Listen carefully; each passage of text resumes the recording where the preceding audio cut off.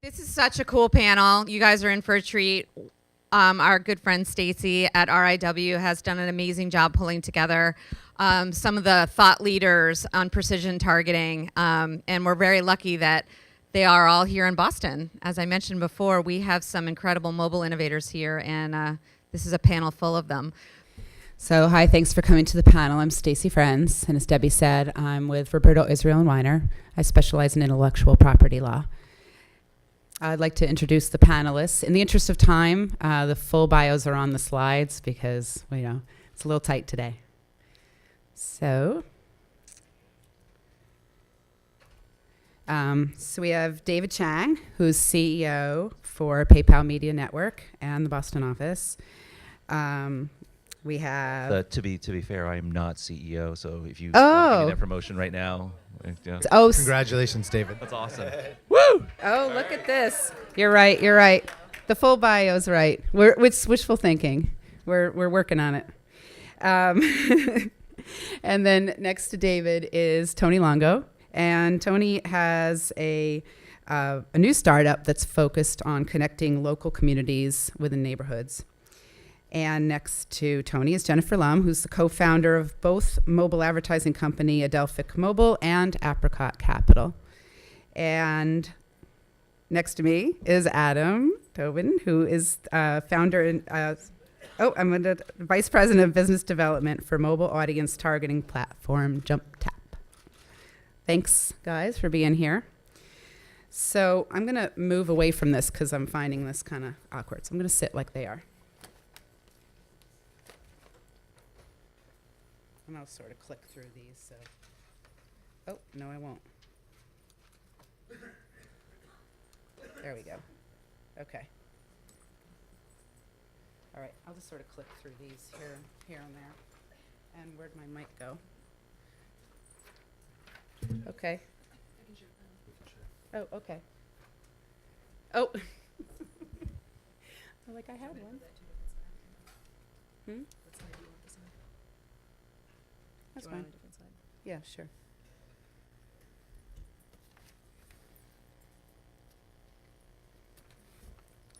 Okay. All right, so let's just start with the basic concept of precision targeting, just so that we're all on the same page to start with. Although mobile advertising dollars are up, it's still lagging behind television and PC advertising.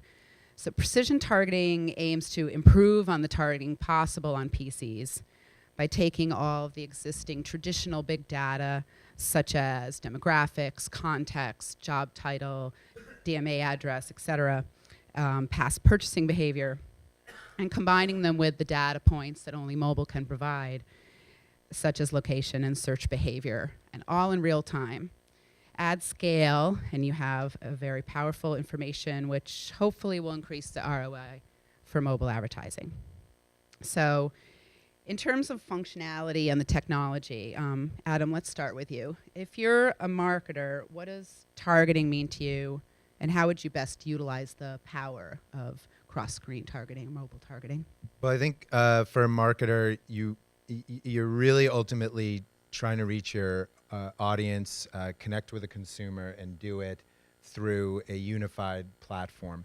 That means you're used to reaching someone on the desktop side. You also want to be able to reach that same user on mobile. And so from our perspective, it's one of the reasons why we've invested very heavily at JumpTap in building cross-screen unified profiles. And so that gives a marketer the ability to reach that user on the PC side and to also reach that same user in mobile. And it's important to be able to reach them there. It's also important to be able to measure across both of those platforms and to be able to do it with the same accuracy you're used to using on the display side. If you're used to buying against offline data segments on the PC side, you should also be able to buy against that on the mobile side. I thought it was a very interesting conversation earlier today about how do we unlock the brand dollars and bring those into mobile in even greater numbers. And I think that's a real challenge that brands have. They really brands respond very well to something that is always on, that is there. We talked earlier today about the ease of buying against TV and spending on TV budgets. So being able to have that always on, measurable, cross-screen, unified profile is something very important for unlocking the brand dollars. Okay, and sort of on the subject of the measurement, Jennifer, what do you think needs to happen with the technology so that the advertisers can, sort of measure that and see the effectiveness that they're looking for?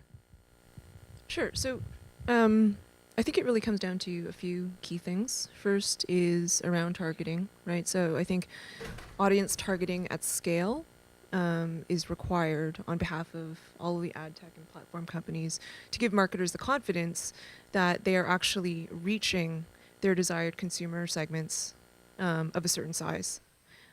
Today, that is somewhat questionable, and I know that everybody up here is working hard on bringing that to mobile. The second is performance. So much more than beyond a click, what are different platforms and systems doing to optimally deliver campaigns according to specific objectives? I think the final thing is insights.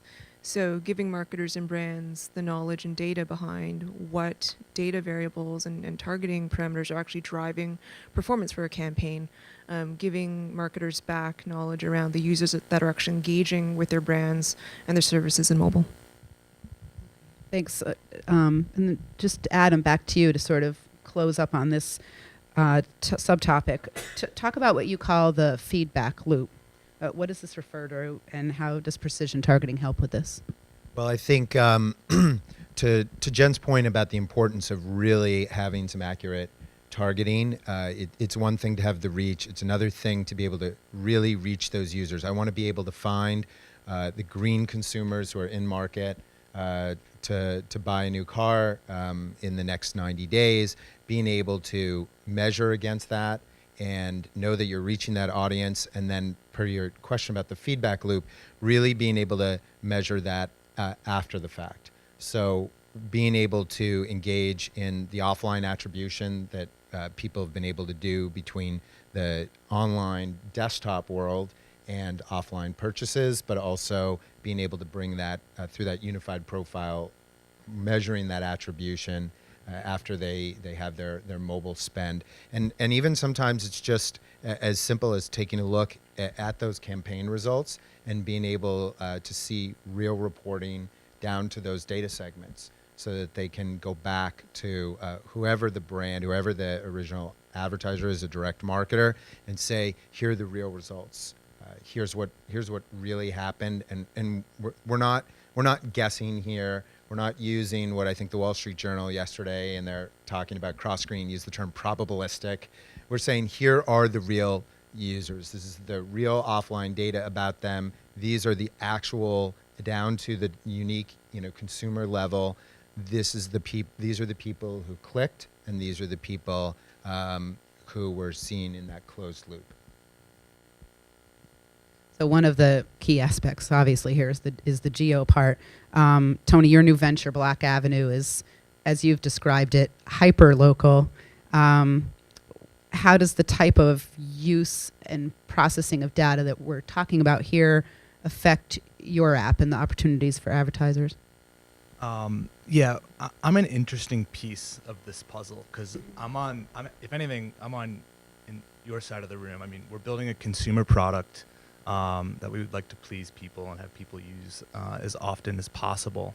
So building a business model and a business strategy behind us is all about bringing the most relevant advertising to our platform because we plan to be an ad-based business.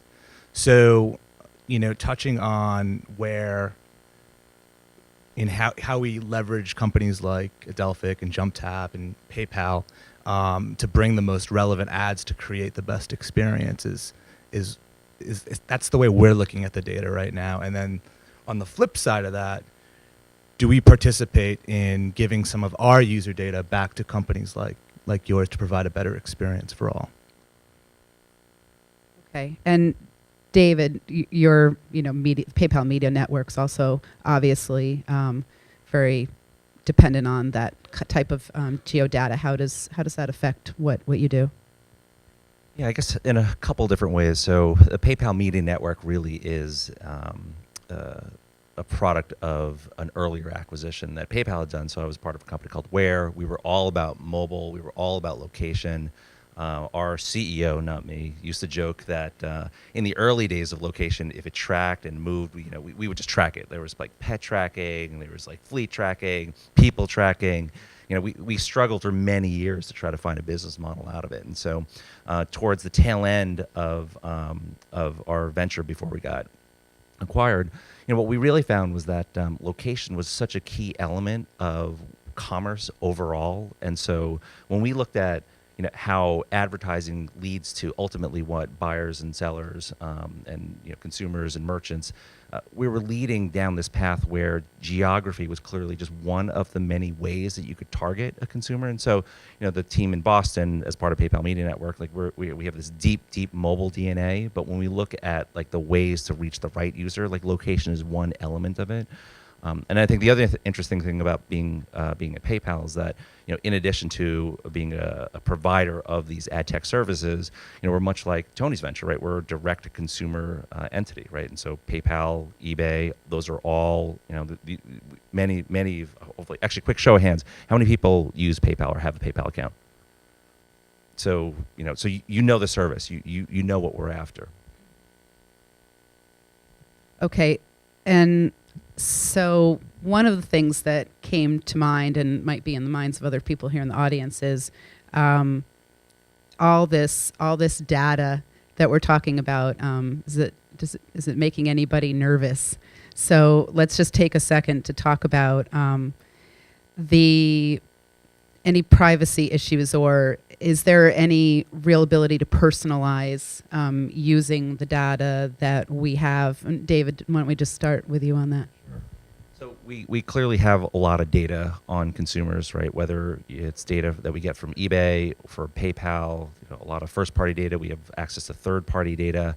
Our perspective in terms of privacy is that we're really trying to change the business model. Up until I think really this point, most of this morning's discussions have really been about advertising, right? And so, as a marketer, as part of our day jobs, we're trying to reach a lot of different users, a lot of different consumers. Now, as consumers, you don't necessarily always want to see ads, right? That's not, when you woke up this morning, it's like, oh, I got to see this awesome ad on my phone or awesome ad on the way here. And so, what we're doing at PayPal is we're trying to align the incentives a little bit better.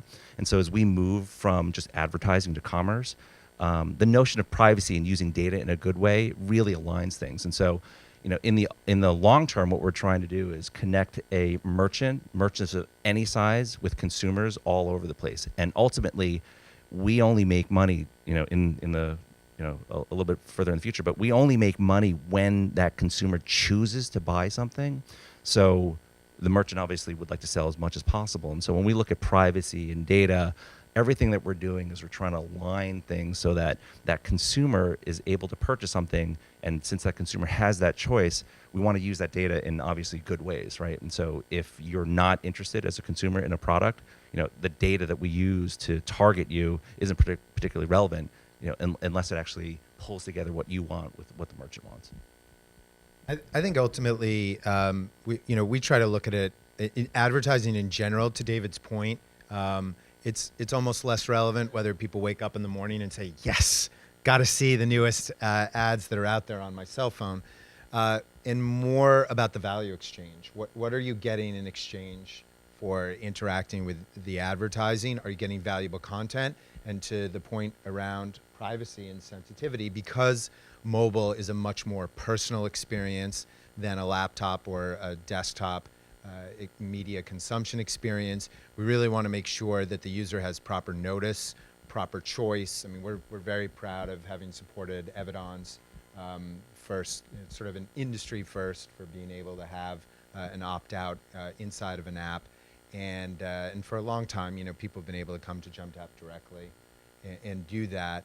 And so it really resonated with me what Cameron was saying earlier today about making sure we as an industry, as an ad tech industry, as an industry of marketers, make sure we get the mobile privacy piece right. Because what you ultimately want is you want privacy by design, where everybody's thinking about it clearly. There's self-regulation, and where needed, there's clarification from folks such as the FTC. You do not want privacy by disaster, where you have the scenarios like Path, and that becomes a proxy for what people do with other situations, and people do tend to confuse. It's very easy in a consumer's mindset and in the press to confuse data leakage with data privacy.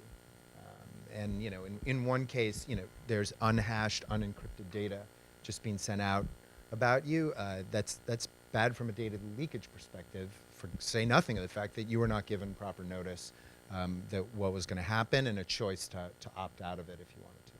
This sort of applies to the whole idea of scale too. I mean, we were talking another time about whether marketers might know exactly who people were and what they were doing, and you said it doesn't really work that way. Yeah, it doesn't really work that way. I mean, we have over 170 million uniques just in the part of our network where we focus on the data piece, and we really go to great lengths and have a very hard line about nothing personally identifiable there, and making sure that this is data that a marketer can reach at scale. The cliche of somebody walking by the Starbucks, and as if anyone would really want to be bombarded by a lot of text messages. By the time you're in front of the Starbucks, I think you've made your decision. But a marketer also, especially when it comes to advertising, it's a game of scale, and you need to be able to have the reach out there, and you need to be able to either have that reach across mobile or cross-screen between PC and mobile, and have the data inform those segments, or sometimes it's an opportunity to use that data as an extension, and it allows you to go even broader because you've witnessed some observations about people and behavioral lifestyle categories that they fall into, or shopping characteristics, and you can make broader assumptions and still reach your same audience without knowing that every single one of them is male or female.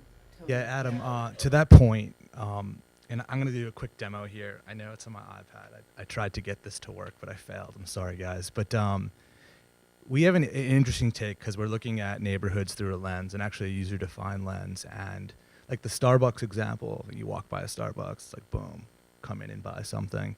I mean, that's pretty obvious intrusion. I don't know. We'll see how the public takes this over time. Our problem, we have 0 uniques, by the way, because we're pre-launch. So we get to figure this out before, or hopefully figure this out before we go live. We're letting people draw a neighborhood and make claim to that as theirs, whether it's where they live or where they work or where their kids go to school or where their ski vacation is. And we give them a lens to follow all the social activity happening in that neighborhood. And obviously, we believe it's going to be an advertiser's dream to feed targeted ads into somebody's neighborhood that they named home versus work. And then the demographics go into there. But so with that being said, I'm going to give you guys a 1-second demo. You can boo me if you can't see it. I'm sorry. You guys are the first people to see this, by the way. So yeah, this is weird. It's totally weird. It's all very strange. So real quick, this app is super simple. There's only one thing you can do, and it's choosing a geography that you'd like to follow, and then draw it. So we give you some quick instructions. I'm just going to do it in our neighborhood that we're in right now. So you move the map around, and then let's say I want to follow the seaport, and I work at one international place. We're going to follow that, and basically saying, I care about this area and nothing outside of it. So literally geofencing. Yeah. It's and then you name it whatever you want, which obviously it's data that we collect. I'm following like 15 neighborhoods right now, from South Beach and all the places that I was dreaming of last week. And then we basically make a call to our own proprietary database, and about 20, we're at like 22, 23 APIs right now. You name it, from Facebook, Foursquare, Twitter, Yelp, Meetup, Eventbrite. I mean, this event's probably into this feed right now. Crime data, level 3 sex offender data, the whole realm. And we create like a very similar experience as we're all addicted to our Facebook feed. So obviously there's filters that go into this, and like I said earlier on, we're here to create a consumer product that I think provides a lot of value, obviously a ton of relevant information, because we have yet to be connected to our neighborhoods digitally. It's odd to say that we thought that this network or this platform would have been built years ago, but it still hasn't been accomplished yet. And what I love about the experience, besides the fact that it's so cool to be able to establish your own geofence, is it really is highlighting the importance of a user and audience, right? And all the different attributes around that locality. And as marketers are moving more and more towards buying media on a programmatic basis, more real-time bidding, the ability to have location inform that and have so much of a richer set of attributes around the location, around that tile, and understanding the specifics of location. I mean it's really cool to see the audience and the geo come together like that. Absolutely. Well, I think that I don't know how close we are to our time here, so just a few sort of tie-in questions. Jennifer, I know you talked about the effectiveness sort of depending on scale. Can you just talk a little bit more about that, or how that's going to happen? If it's not happening now, where advertisers aren't sort of seeing the effectiveness or the ROI that they're looking for, like how do you make that happen? Sure. So the way that we think about scale at Adelphic, and we actually have data behind this, so the way that mobile media is configured today, it's largely described by devices, carriers, location, and location aside, that's not really how you as marketers or your clients as brands really think about your consumer segments, right? So I think the latest stats that we have are approximately 75% of the traffic that hits our platform before we process it with our technology is not truly like addressable media, right? So it's not truly targetable from an audience perspective. Carrier and device don't really equate to male, female, certain age demo, household income. So the approach that we're taking is that we're working with partners on the supply side of the market, so publishers, app developers, other media aggregators. We're working with them to profile their traffic and their media to make their audiences much more descriptive by targeting terms generally used by marketers and brands, to create that scale for you. So everyone knows that there's no lack of mobile media on the market, right? In fact, it's growing at explosive rates. But we believe that if we can make it much more descriptive and targetable for you, it becomes more valuable both for buyers and sellers. Any last comments on that topic? Okay. So I don't know if we have a minute or two for questions. Yes, okay, great. So any questions from you all? Yep, Jean. What's the way to put together find the web user and the mobile user and find out the data? Yeah, should I just repeat the question? It was technically, how do you bridge PC and mobile? There's a number of different ways to do it. Anything from where people are logging in to a lot of explicit matching between information about the user, again, non-personally identifiable information between the PC and the mobile, media consumption experience. So it really is being able to map a particular PC, desktop or laptop, and being able to map that to one or more mobile devices, and using a lot of encrypted versions of, say, login or other hashed identifiers, but all explicit and declarative. That's the basis for it. There is, as I mentioned before, there is a lot of assumptions people try to make probabilistic in nature, and there's many challenges there, not the least of which from a marketer's perspective is, well, then am I targeting a lookalike pool that has a wide variance and a very loose definition around it? Also, very worrisome from a privacy perspective is, how do you opt out of that experience if you can't, reliably identify? You don't have a reliable identifier. How do you register somebody who's chosen to opt out of the targeted advertising experience?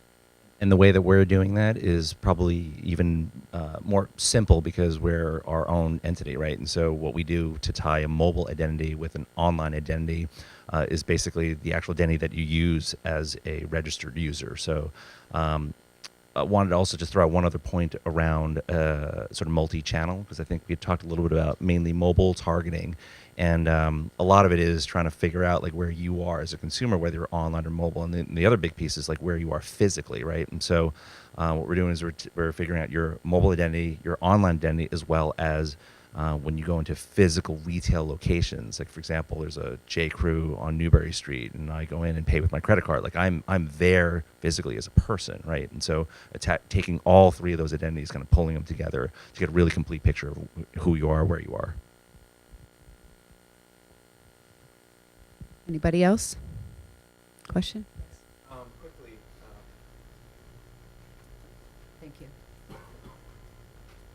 So, you might be able to target people across devices, but a lot of brands have attribution models that really don't tie to like the way that you might be targeting that person, and you might be targeting the right person, but their attribution might not even show it because they like saw the ad on their phone and then like converted on their desktop because it's just not a great experience yet. How do you address that?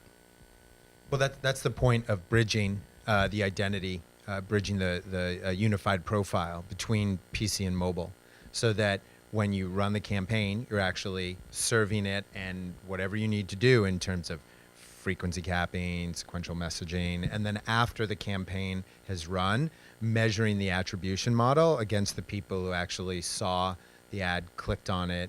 And then if you are bringing in real offline data about those users, then tie it back to an offline purchase that has occurred, or in the case of being able to have that unified profile between PC and mobile, as we're doing, as David mentioned, you do have that unified profile, and you can tie that back to one or more conversion events that move down the funnel down to a purchase.